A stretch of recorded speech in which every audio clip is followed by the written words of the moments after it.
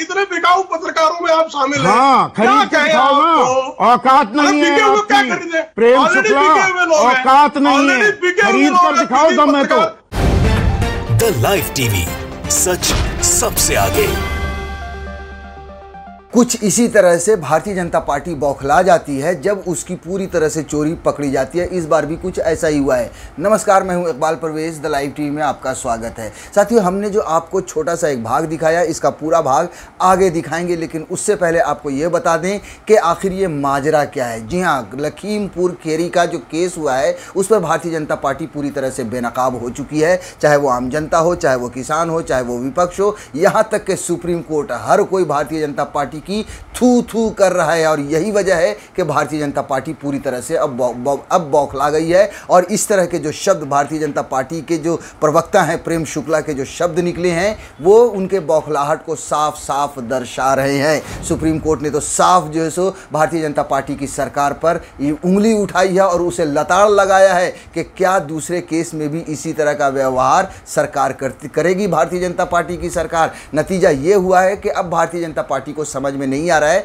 कि वो करें तो क्या करें, किस तरह से लोगों का सामना करें, किस तरह से किसानों का सामना करें, किस तरह से अदालत का सामना करें। हम संदीप चौधरी के बाद एक और भी आपको वीडियो दिखाएंगे कि जब ये बौखलाते हैं तो फिर ये क्या करते हैं। ये फिर अनाप शनाप बकते हैं। व्हाट्सएप यूनिवर्सिटी पर जो इनकी डिजिटल सेना जो झूठे झूठे मैसेजेस को अफवाह की तरह फैलाती है उस पर ये यकीन कर लेते हैं। लेकिन सबसे पहले बात संदीप चौधरी की। जी हाँ, लखीमपुर खीरी केस पर जिस तरह से सुप्रीम कोर्ट ने लताड़ा है उसी पर बहस चल रही थी। भारतीय जनता पार्टी के प्रवक्ता प्रेम शुक्ला इस बहस में हिस्सा बने थे।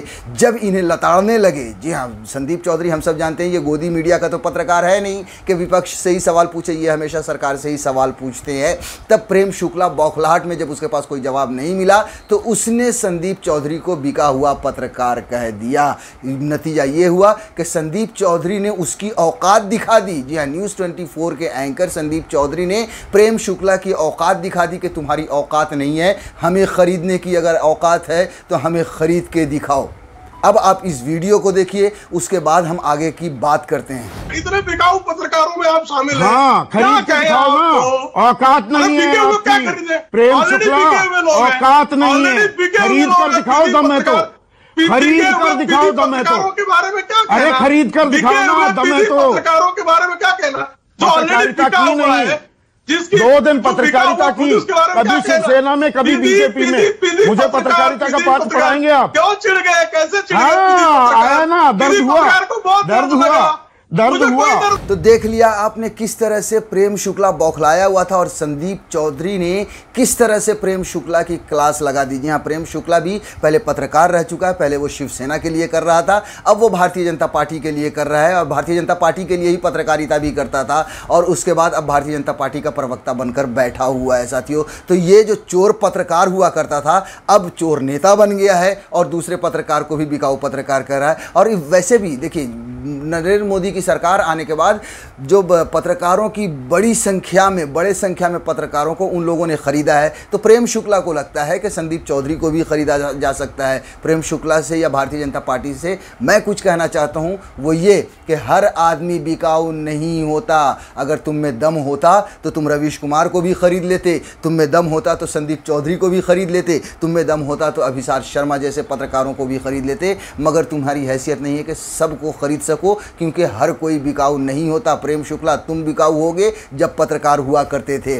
बहरहाल हम आगे बढ़ते हैं, अब एक और वीडियो दिखाएंगे, लेकिन उससे पहले जो अभी की गतिविधियां हो रही हैं लखीमपुर के केस को लेकर, जो अपडेट है थोड़ा सा उस पर रोशनी डाल देते हैं। मंत्री अजय मिश्रा का जो बेटा था, जो मुख्य आरोपी है, वो अब फरार बताया जा रहा है और ये भी बताया जा रहा है कि वो नेपाल भाग गया। जी हाँ, पुलिस ने कहा इतना ढीला रवैया रहा है कि अदालत ने भी उस पर जो है सो शर्मिंदगी जाहिर की है या योगी सरकार को लताड़ा है। बताया जा रहा है कि जो मोनू है वो फरार हो चुका है और नेपाल जा चुका है। बताइए कि 302 का केस जिस पर लगा हो वो उस आदमी को सम्मन भेजकर दावत दे रही है उत्तर प्रदेश की पुलिस। क्या कोई किसी दूसरी पार्टी का कोई आदमी होता या फिर क्या कोई आम आदमी पर 302 का केस होता तो पुलिस इसी तरह से करती, पूरे परिवार को उठाकर ले जाकर थाने में बंद कर देती है। उत्तर प्रदेश की पुलिस ऐसी है। मगर चूंकि ये मंत्री का बेटा था इसलिए इसके साथ कुछ कुछ नहीं हुआ और यही जो है सो विपक्ष हो या फिर अदालत हो, इसी बात पर सवाल उठा रहे हैं और इसी बात पे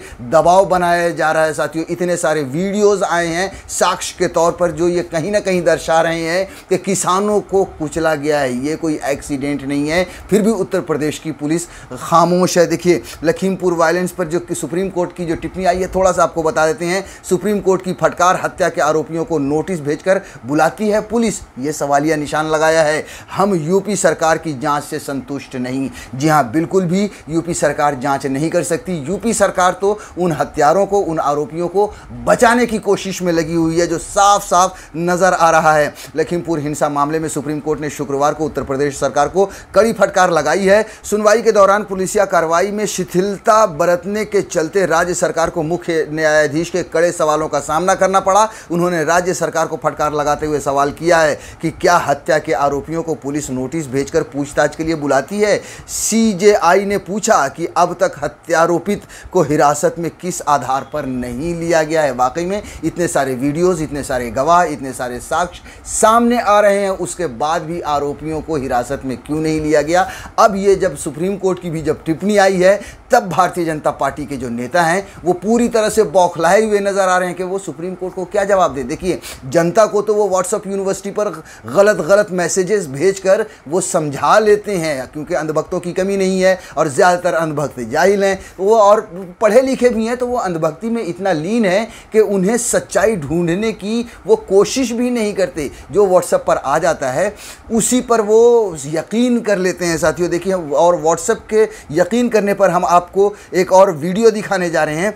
इस वीडियो में आपको नजर आएंगे भारतीय जनता पार्टी के अश्विनी शाही जो नैतिकता का पाठ पढ़ा रहे हैं। और समझ लीजिए कि व्हाट्सएप यूनिवर्सिटी पर इनको इतना भरोसा है कि जो देश के पहले शिक्षा मंत्री थे मौलाना आज़ाद, इतने पढ़े लिखे आदमी को भी अनपढ़ ये बता रहे हैं। तो आप अंदाज़ा लगाइए लीजिए कि ये लोग कितने अनपढ़ और जाहिल हैं। यहाँ तक कि इस आदमी ने, अश्विनी शाही ने, जो 8 लोग जो लखीमपुर मरे हैं उनमें भी डिवाइड कर दिया है, उनको भी बांट दिया है। जी हाँ, और ये नैतिकता का पाठ पढ़ा रहे हैं। और इनको गुरदीप सप्पल ने जो जवाब दिया है, जी हाँ साथियों, गुरदीप सप्पल ने जो जवाब दिया है वो देखने लायक है। हम आपको ये वीडियो इसीलिए दिखा रहे हैं कि किस तरह से भारतीय जनता पार्टी के लोग जब बौखला जाते हैं तो वो व्हाट्सएप यूनिवर्सिटी का सहारा लेते हैं, जिसमें अफवाह फैलाई जाती है। हालांकि उनको जवाब बार बार करारा मिलता है, लेकिन फिर भी वो बेशर्म लोग हैं, इसी तरह की बातें करते हैं। तो अब आप इस वीडियो को देखिए। देश का गृह मंत्री आरोपी है, क्या यह इस देश में पहली घटना है? जब देश का पहला शिक्षा मंत्री ही अनपढ़ हो सकता है तो देश का गृह मंत्री कुछ भी हो सकता है। नैतिकता का पैमाना, मैं नैतिकता का पैमाना बताता हूं। आज क्यों आप भारतीय जनता पार्टी से ही नैतिकता की बात कर रहे हैं? मैंने अभी इसके पहले कहा कि जो लाठियों से मारे गए, जिसकी लिंचिंग हुई, वहां नैतिकता नहीं है। वहां की उसकी गिरफ्तारी की आप लोग मांग नहीं कर सकते हैं, वो भी गिरफ्तार हो। नैतिकता का पाठ आज सारे विरोधी दल हमको समझा रहे हैं, ये नहीं होना चाहिए। अश्विनी जी, पहले तो देश के पहले शिक्षा मंत्री मौलाना अबुल कलाम आजाद थे, जाने माने इंटेलेक्चुअल थे, पढ़े लिखे इंसान थे, वो अनपढ़ नहीं थे। अनपढ़ शिक्षा मंत्री की अगर आप मुझसे बात करेंगे तो शायद 8वीं पास मंत्री मोदी जी की कैबिनेट में शिक्षा मंत्री बनी थी। और अगर आप अनपढ़ मंत्रियों की बात करेंगे तो अभी जो 24 मंत्री आपने गुजरात में बनाए हैं ना, उसमें 10 मंत्री 10वीं पास हैं और 4 मंत्री सिर्फ 12वीं पास हैं। तो अनपढ़ लोगों को मंत्री आपकी पार्टी ने बनाती रही है। इसको आप व्हाट्सएप पे जो आता है उसको कृपया करके पब्लिक प्लेटफॉर्म पे मत पेश कीजिए, ये मेरा पहला कहना। दूसरी बात, इस देश में बहुत गलत काम हुए, कोई नहीं कहता कि किसी पार्टी ने कोई बहुत दूध की धुली और हर काम ठीक किया, लेकिन अनैतिकता का महिमा मंडन जिस तरह से आप कर रहे हैं और नैतिकता के खिलाफ जिस तरह से आप स्टैंड ले रहे हैं कि नैतिकता के खिलाफ नजर आ रहे हैं, ये शर्म जो है ये बीजेपी ने उतार फेंकी है। ये इस देश में चिंता की बात है। देख लिया आपने, तो ये है भारतीय जनता पार्टी के नेता। जब भी घिर जाते हैं, जब भी ये बेनकाब होते हैं, तो फिर इसी तरह से झूठ का सहारा लेते हैं, इसी तरह से बौखलाकर दूसरों पर अनाप शनाप हमले करते हैं जिनका कोई आधार नहीं होता। द लाइव टीवी, सच सबसे आगे।